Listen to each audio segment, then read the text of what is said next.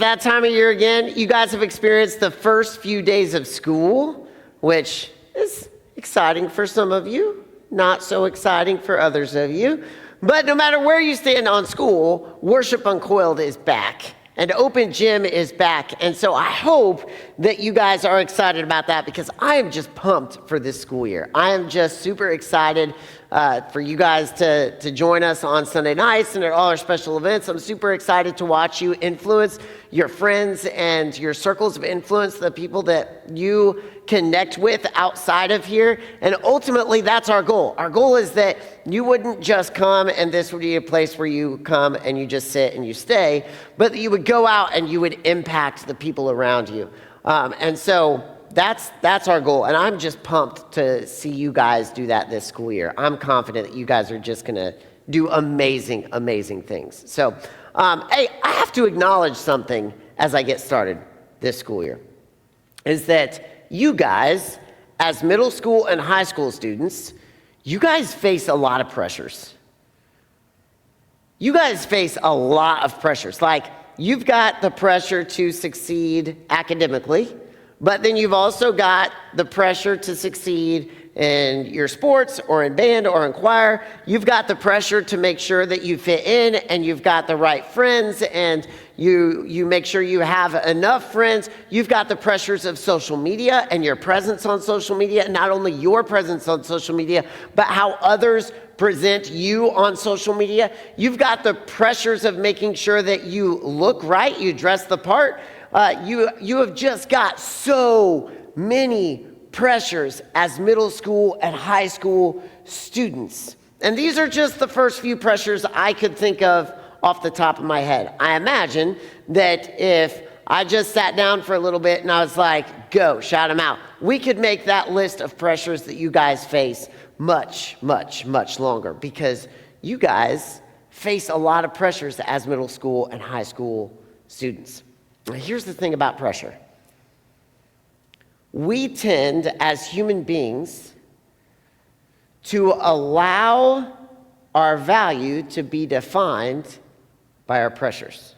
We tend to allow the pressures that we face define our value. We tend to allow the pressures that we face define our value. As long as we're succeeding, as long as we're doing well, then we hold value, right? As long as we're getting good grades, as long as we are excelling at our sport, we're excelling in band, we're excelling in choir, as long as our social media presence is where it's supposed to be, as long as people like us and we have good friends, as long as we are succeeding in all of our pressures, then we tend to look at ourselves and say, yes, I hold value. But when pressure starts to cave in and we find ourselves not where we feel like we should be, we tend to allow that pressure that we face to define our value and to knock us down a peg. And so here's my question. How do we, as people in a high-pressure society, how do we find value in a place that is more stable? How do we find our value, our self-worth, in a place that is not so rocky, so up and down, but find value in something that is stable and will maintain? We tend to allow the pressures we face to define our value. But I think there's a better way to define our value. We're going to be in the book of Luke tonight. In Luke chapter 19, there's a guy that I have always identified well with, and his name is Zacchaeus, and I'll talk a little bit more about why I identify well with Zacchaeus. We're going to be talking about Zacchaeus actually for the next few weeks. But he's introduced in Luke chapter 19, and it says this: Jesus entered Jericho and was passing through town. A man there named Zacchaeus, a ruler among tax collectors, was rich. All right, so there's this guy introduced. He's Zacchaeus, and I'm going to stop right there. We'll have a little bit more to read. But this guy, Zacchaeus, was a guy that faced a lot of pressures. We tend to read this part of the story rather quickly. There's a guy, Zacchaeus. He was a tax collector. He was a ruler of tax collectors. He was rich. And then we get on to the other story. But this right here says a lot about who Zacchaeus was and the pressures that he faced. Tax collectors, in Bible times, just in case you didn't know, they took money from people that were Jews, and they gave that money to Rome, which was the occupying army, the bad guys. All the Jews wanted out from under Rome. So here's what Rome did. Rome would come into a town, they would take it over, and then they would find somebody that wanted to become rich. And they would say, all right, you want to be rich? You can be our tax collector. Here's what you got to do. You just got to collect taxes. We'll say, hey, we need a 5% tax. You go to the person and you can say, hey, I need 10%. You pocket the other 5%, and as long as you give us our money at Rome, we're good. So Zacchaeus was a traitor.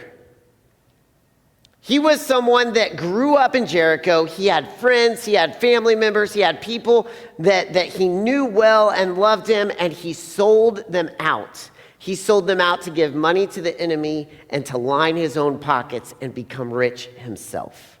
Now you think about the pressures that Zacchaeus must have faced as someone that was a traitor. He faced the pressures of maintaining his lifestyle, being rich. I'm sure he faced the pressures of a moral dilemma of stealing money from his own people. He faced the pressures of Rome saying, you have to give us this much money. He faced the pressures from his own people of being hated, an outcast, someone that was pushed aside, someone that no one wanted to be around. He faced the pressures of loneliness and not having friends. He faced the pressure of being someone that wanted friends, I'm sure, but just couldn't because he chose to be a tax collector. Zacchaeus was a man that faced a lot of pressures. And here's what I think. Now, I don't know this. The Bible doesn't say this. But when I look at this, Zacchaeus was a ruler of the tax collectors. He was rich. I imagine that Zacchaeus went through life, and among the other tax collectors, he put on this front like he had everything together. Life was great. He was rich. He was sitting pretty. Everything was good. But when he would go home and he would take a look at his own life and he would look at himself, he would look at himself and say, man, I'm worthless. Now, how many middle school and high school students do you know walk the halls every single day and they take a look at their lives and on the outside they say, man, everything is good. My life is great. I've got it all together. Things are fantastic. But when they go home and they take a look at their own lives and they look in the mirrors, they say, man, something's missing. I'm just worthless. Maybe you've thought that in the past. Maybe you're a person that, if you're honest, you're thinking that right now. How do we find value in ourselves? How do we help others find value in themselves? I love what happens next in this story. Jesus is about to come through town. And in Luke 19, verses 3 and 4, it says this. Zacchaeus was trying to see who Jesus was, but being a short man, he couldn't because of the crowd. So he ran ahead and climbed up a sycamore tree so that he could see Jesus, who was about to pass that way. So Jesus is coming through. Zacchaeus, he's heard about Jesus. He just wants to see who Jesus is. He just wants to get a glimpse of this man that everybody is talking about. Like, everybody knows Jesus. Everybody wants to be a part of what Jesus has going on, and Zacchaeus wants to see who Jesus is. And so he tries to run in with the crowd, but he's a small man, he's short, and so they push him aside, and I'm sure they weren't gentle about it because he was the outcast, the traitor, the person that sold them out to Rome, and he gets pushed aside. And so he goes and he climbs up a sycamore tree. Now, I told you guys, I have always connected well with Zacchaeus. From the time I was a little boy, this was one of my favorite stories because I have always been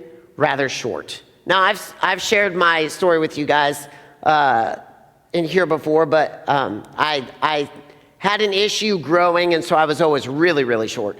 But I'm still relatively short. And the thing about being short is, for the most part, I feel like an average size human, an average size man, until I get into a group picture.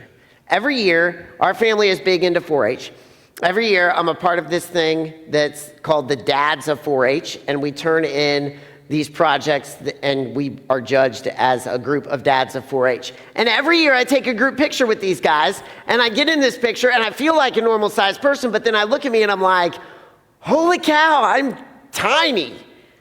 Like I'm small. And this has happened a couple years in a row now.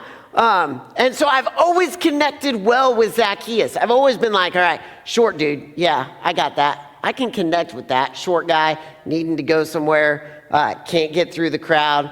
And so he climbs this tree. And even as a kid, as a short kid, I loved climbing trees. And so I was like, Zacchaeus, short guy, climbs trees. This is the story for me, right? And so Zacchaeus goes and he climbs this tree. And here's where things begin to take a turn. Here's where the story gets really, really good. Because in Luke 19, verse 5, Jesus comes walking through. And when Jesus came to that spot, remember that spot, he looked up and he said, Zacchaeus, come down at once. I must stay in your home today. Jesus walked up to the spot where Zacchaeus was. Now, I've always read this really quickly. Jesus walked to that spot. I've never really thought about it. I always pictured Jesus kind of walking along being like, there's somebody up in a tree. Hey, Zacchaeus. But no.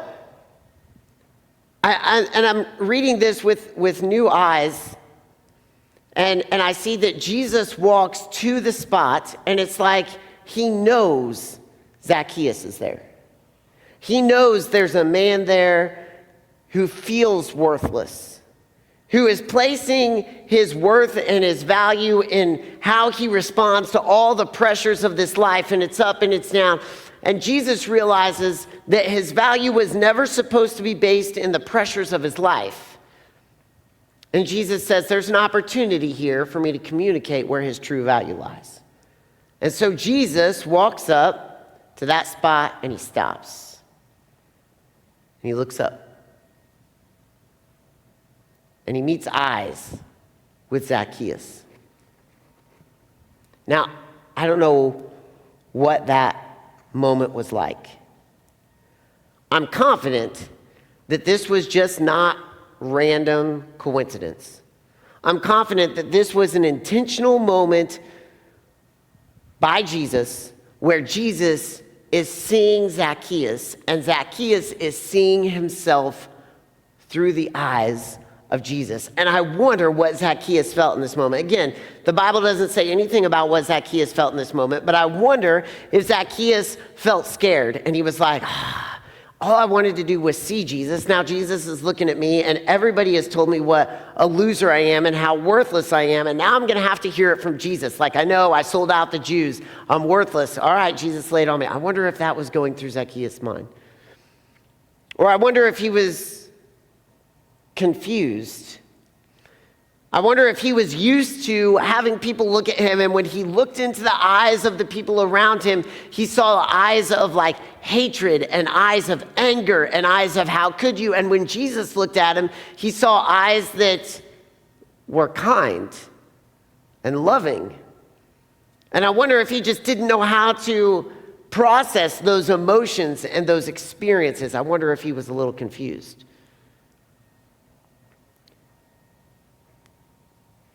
I wonder if he was anxious. You know, he wanted to climb a tree and just see Jesus. He didn't want to be the center of attention. By all means, he wanted to stay out of the limelight. He didn't want everybody looking at him. He didn't want all the attention to be brought on him. And here's Jesus, who everybody is following, and Jesus stops and stares right at him like, what's going to happen next? And Jesus looks at him, and their eyes meet. And he does this crazy thing. He invites himself over to Zacchaeus' house. Now, that doesn't seem like much to us. Matter of fact, it seems like, dude, that's kind of weird. Like, wait for me to invite you over. But the cool thing about this is in biblical times, if you said you were going to someone's house, it meant that you trusted them. It meant that they held value and worth in your life. And so in this moment, Jesus meets eyes with Zacchaeus, and I'm convinced through just his eyes was communicating Zacchaeus' value. But Jesus said, I'm going to your house, which communicated, I trust you. I've got plans for you, which we're going to talk more about that next week. You hold value. And I don't know what Zacchaeus was feeling in that moment. But I'm convinced that in the eyes of Jesus, he saw something about himself that he had not seen anywhere else. That it's in the eyes of Jesus that he held value. And Jesus confirmed that value with his words. Hear me, you guys are going to face a ton of pressures. And some of those pressures you are going to handle splendidly. You are just going to fly right through them. They're going to be amazing. Some of those pressures are going to be a struggle. Some of those things may be difficult. And when it's a struggle, it's not a communication of your lack of value. Because your value is never placed in how you handle the pressures of this life. Your value was decided by Jesus long ago. And Jesus said, you're valuable. Jesus said, I think you're incredible. I think you're incredible when you go out and you do amazing things and you handle all the pressure in the world. And you know what? When you fail and you fall flat on your face, I think you are incredible and valuable and are full of just amazing worth. Guys, we don't have to be tied to the ups and downs of the pressures of this life. We can know our own value because Jesus said we're valuable. And Jesus looks at you, and if he were here today, I'm convinced that he would walk in this room and he would take a moment and he would look into each and every one of your eyes.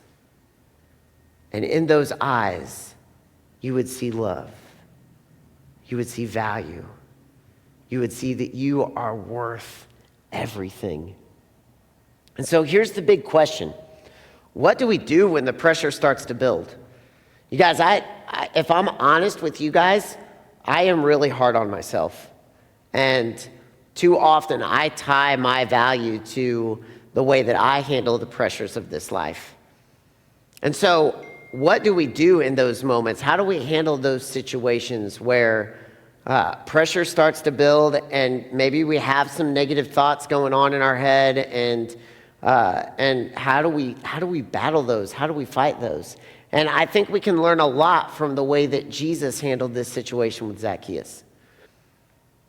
First thing Jesus did when he saw Zacchaeus is he stopped. He's walking along, he comes to the spot, and I think it doesn't say Jesus stopped, but kind of the context implies Jesus got to the spot, and he just paused. So often in our lives, we face pressures, and we go from one thing to the next, to the next, to the next, and we assume we can't stop, we can't pause, we can't take a breath because there's too much going on. And sometimes we just need to stop and pause. And I would encourage you in those moments, when you are stopping, I would encourage you to take 5 deep breaths.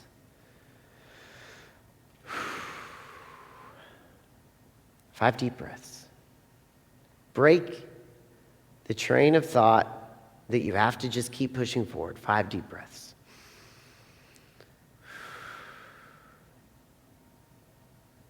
And rest in the fact that your value is held in Jesus.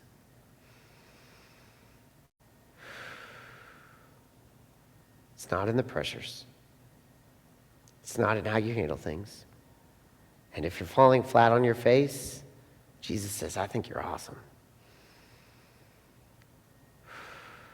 Stop. And you know what Jesus did next? He looked straight at Zacchaeus, straight into his eyes. And I would encourage you as you stop and as you're taking those deep breaths that you would just close your eyes and you would imagine Jesus looking straight at you. And then in that moment, I would encourage you to pray, Jesus, show me how you see me. Show me how you see me. Because I know how I see me right now, and man, I'm a wreck. Show me how you see me. Show me the worth that you have given me. Jesus, show me how you see me. We stop. Take some deep breaths. Picture Jesus looking into our eyes. Jesus, show me how you see me. Jesus stopped. He looked straight at Zacchaeus. And then Jesus communicated something. And we're going to talk all about this next week, so I won't talk a whole lot about this tonight. But Jesus communicated by inviting himself to Zacchaeus' house that he believed in Zacchaeus' future. He believed in Zacchaeus' future. You see, as we stop and as we take those breaths and as we envision Jesus looking at us, Jesus, show us how you see us, we can know Jesus believes in your future. It doesn't matter where you are right now. It doesn't matter what you've got going on in your life, whether you are riding high and everything is going well, or whether you are the lowest of lows, Jesus believes in your future. You're valuable. You hold worth. And we can go into this school year knowing, beyond a shadow of a doubt, that when things get crazy, we're valuable. When things are going well, we're valuable. And Jesus looks at us and he says, man, you are so valuable. And so I always give a practical challenge. And this week, the practical challenge is this. I would encourage you to every day at some point, stop. Take 5 breaths. Close your eyes. Imagine Jesus looking at you and pray, Jesus, show me how you see me. Let me pray for you guys. God, thank you so much for showing us how valuable you are.